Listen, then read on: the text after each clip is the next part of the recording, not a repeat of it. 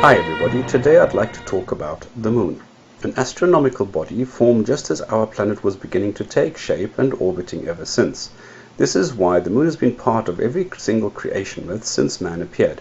Because the Moon can do anything from glow to shine, man has always wondered where that light came from, until around 2,500 years ago, people wisened up and started speculating about whether what they considered to be a light source was actually reflected light.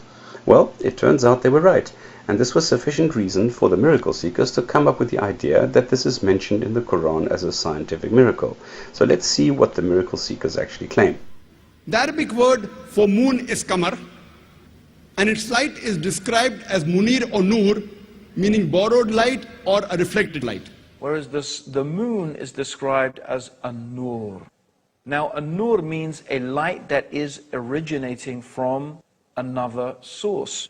And of course, this is the correct understanding. The moon reflects the light of the sun. It's common knowledge today, but not necessarily so in the time of the Prophet Muhammad. One of these attributes is the fact that a number of scientific truths that we have only been able to uncover by the technology of the 20th century were stated in the Quran 1,400 years ago. The light of the moon, is it its own light or reflected light? So the atheist will tell us that previously we thought the moon has its own light.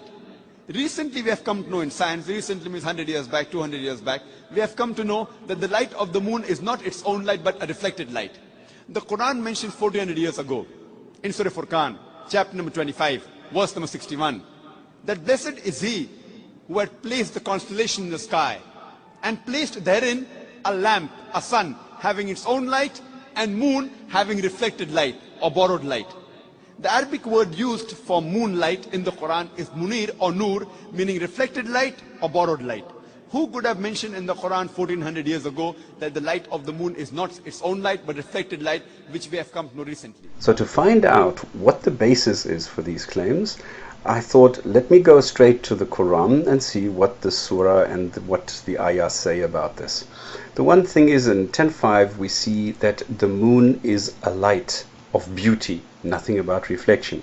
25.61, it actually says that the moon is giving light but not reflecting light.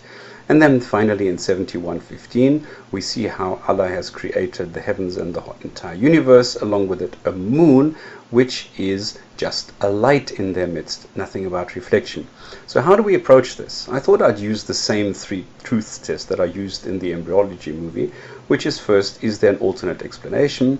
Is it verbatim in the Quran, and does it actually reflect reality? Looking at the basis for alternate explanations, I found out that these gentlemen 2,500 years ago started wondering about what the actual source of the light is in the moon, and that they actually then decided and proved that it was indeed reflected light.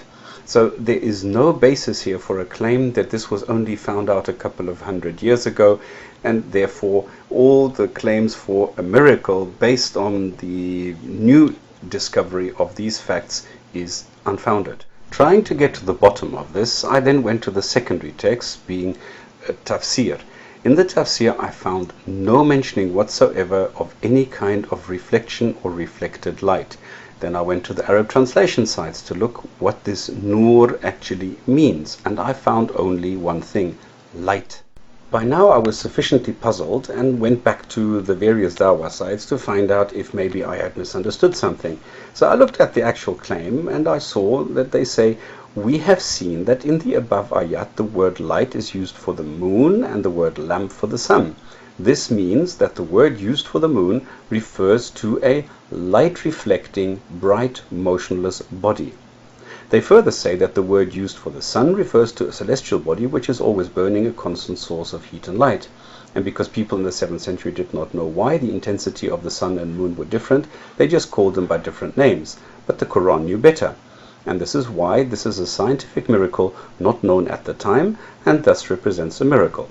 Well, let's take a closer look and explain why the words used in the Quran do not actually constitute a miracle. First, we need the word nur, which we have seen means light. The other words used are the verb munir, which is giving off this light. So why do the authors of the Quran not simply use some other word? There are alternatives to describe reality, such as mustanir, which is illuminated. It would have been very easy. Or you have bayan, which means to reflect, or inikisas, or anara al-makan, and vadafihi al-nur. Excuse my pronunciation, please. But they all mean put light into it, reflect light off of it. So there are words if you want to make it perfectly clear.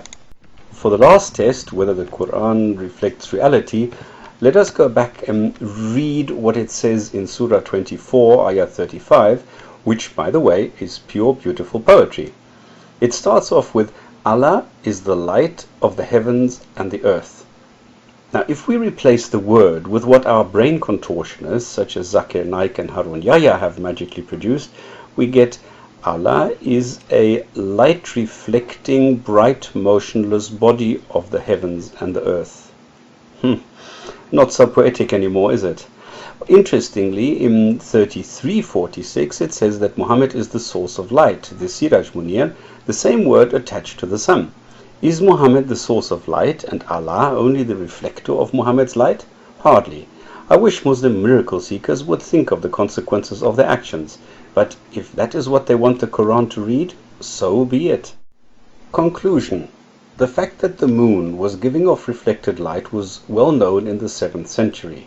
Test number 1, fail. We see that this interpretation of the Quran verbatim saying the moon gives off reflected light is not true. Test number 2, fail. Does it reflect reality that Allah is reflected light? Hardly, and thus fail. The claim fails the 3 truths test and is thus not a scientific miracle. Sorry. P.S. A word of caution. I do not think that a believer has a reason to doubt their belief, as this is merely a critique of the scientific miracle claim, and not the teachings of the Quran. Thank you for your time and interest. Men hallå där. Jag vill köpa ditt guld. Hör av dig så skickar vi ett speciellt kuvert. Så, det är försäkrat. Via ditt postkontor skickar du det till oss för värdering. Transporten är gratis och sker tryggt i samarbete med posten.